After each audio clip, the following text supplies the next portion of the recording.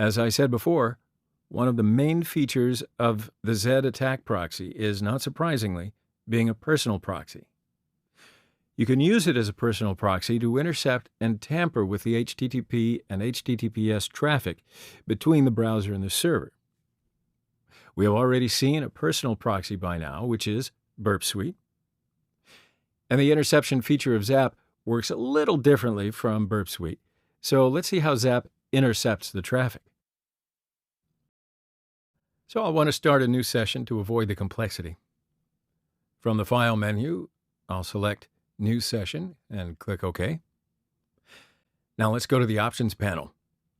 To open the panel, you can use the Options icon from the menu bar, which looks like a wheel. Alternatively, you can select options from the Tools menu, or you can even use the key command Control-Alt-O to open the Options panel. So at the left side of the Options panel, select Local Proxies. Here you see the local proxy address, which is the local machine by default, and the listening port, again, 8080 by default.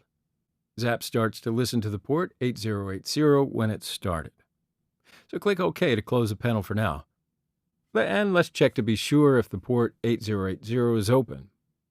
Open a terminal screen. Use netstat-tnlp to list the TCP ports, which are in listening mode.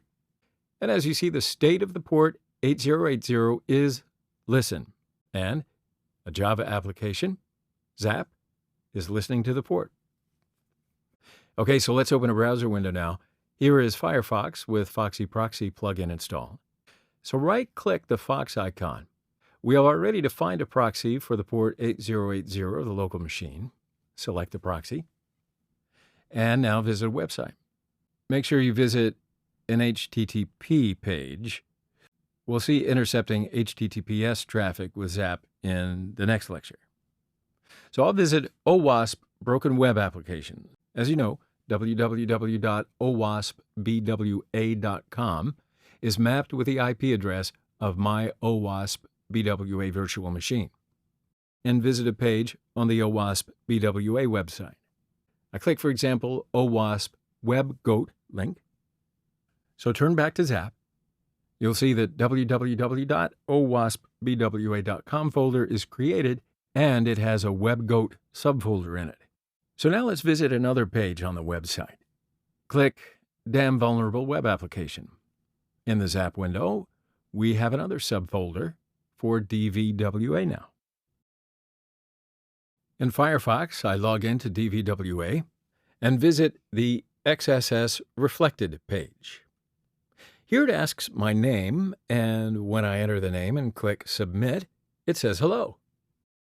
So go to the ZAP window. There's another subfolder with the name Vulnerabilities under the DVWA subfolder. And here are the visited pages. I find the request for Reflected XSS page, right-click on it, and select Break, and click Save. Now there's a Breakpoints tab in the bottom pane, and the link of the XSS Reflected page is here as a breakpoint. So now go back to Firefox again and revisit the XSS Reflected page.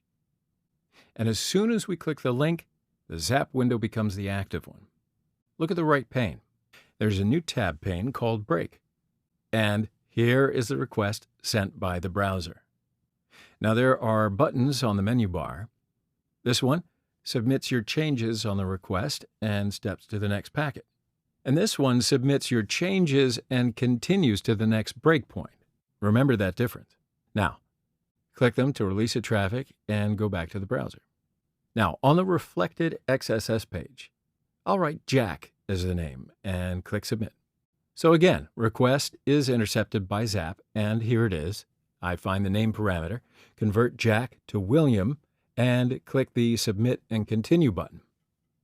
So now go back to the browser. As you see, we submitted Jack from the browser, but the result is Hello William.